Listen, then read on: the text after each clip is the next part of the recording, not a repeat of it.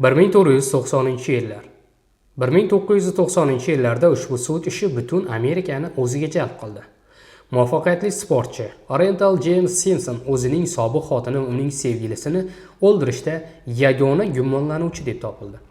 Bunday jinoyat uchun mashhur shaxsga o'lim jazosi tahdid solayotgan edi. Dalillar uning aybdorligini ko'rsatardi, biroq u ozodlikka chiqarildi.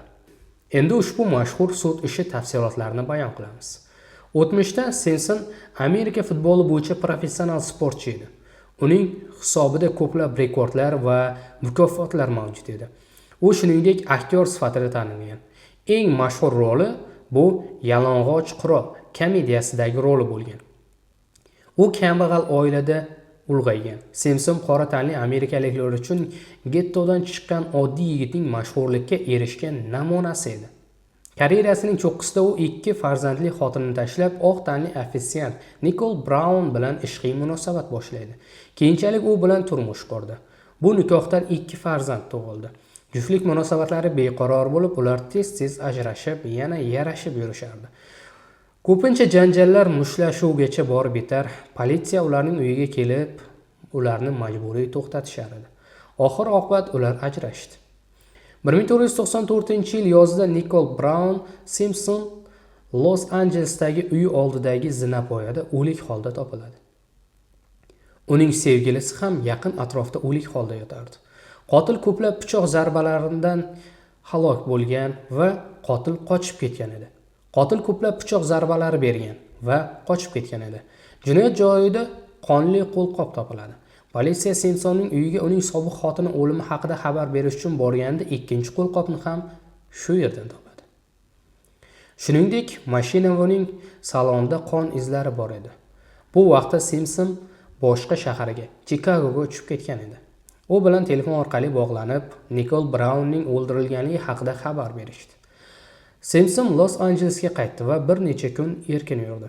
U gumonlanuvchi sifatida hibsga olinishini bilib, o'zining oq rangli Jeep mashinasida qochdi. Ushbu quvlov Milliy basketbol ligasi finalining jonli efirini to'xtatib, butun mamlakatga ko'rsatildi. Vaziyat taxminan 100 million amerikalik tomosha qildi. Quvishda 9 ta vertolyot, 20 ta politsiya mashinasi ishtirok etdi.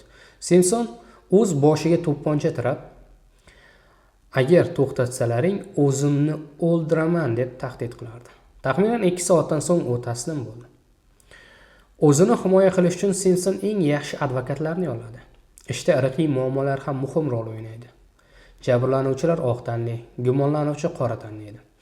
AQShda irqiy kamsitish har doim dolzarb muammo bo'lib kelgan.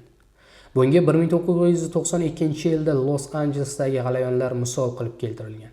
Bu tartibsizliklar oq tanli politsiyachilar qora tanli Rodney Kingni urib, ammo sud ularni oqlagach boshlangan edi. Bu voqea jamoatchilikka g'azab uyg'otdi. Odamlar ko'chalarga chiqib binolarni, mashinalarni yoqib yubordi. Do'konlar talon-taroj qilindi. Shaharga yetkazilgan zarar $1 milliard tashkil etdi. 55 kishi halok bo'ldi. Oxir-oqibat hukumat ishni qayta ko'rib chiqdi va ilgari oqlangan politsiyachilarni qamoqqa oldi. Los Angeles politsiyasining obro'siga putur yetgani sababli Simpsonning himoyachilari uni ataylab aybdor qilishganini jamoatchilikka isbotlashga harakat qilishdi. Ikkinchi qonli qo'lqopni topgan detektiv irqchi bayonotlar qilgani fosh etildi.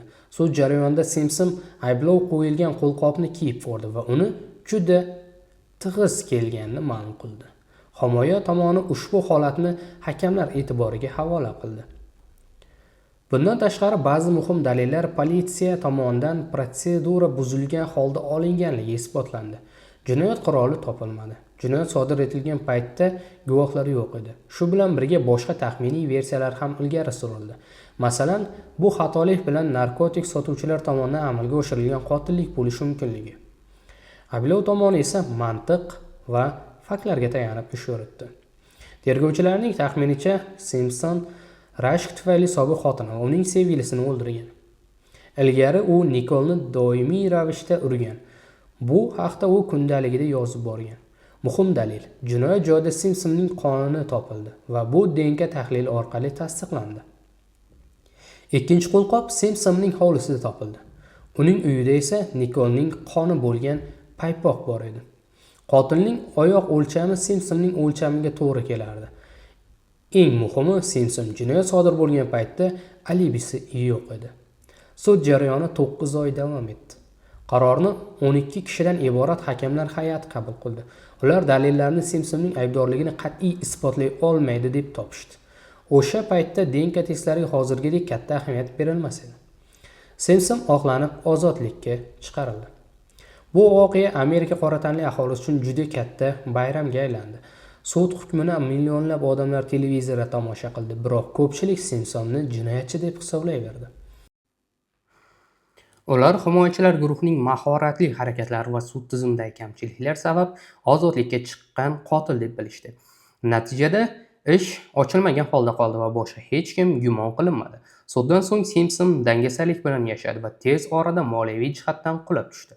Yillar o'tib, "Agar men qilgan bo'lsam, qotilning iqrorligi" nomli kitob nashr etildi. Unda Simpson go'yoki nazariy jihatdan Nikol va uning sevgilisiga hujum qilgan holatni bayon etgan. Bu kitob ko'pchilik tomonidan iqrorlik sifatida qabul qilindi. 2007-yil Simpson sport sovrinlarini sotayotgan shaxsning uyiga bostirib kirib, qurol bilan tahdid qilib, ilgari o'ziga tegishli bo'lgan kuboklarni o'qladi. Bosqinchilik va odam o'g'irlashga urinish aybi bilan sud uni 33 yilga ozodlikdan mahrum qildi. U bu jazoning 9 yilni o'tab muddatidan oldin ozodlikka chiqdi. Simpson yana erkin insonga aylandi. Bu vaqtda u 70 yoshda edi.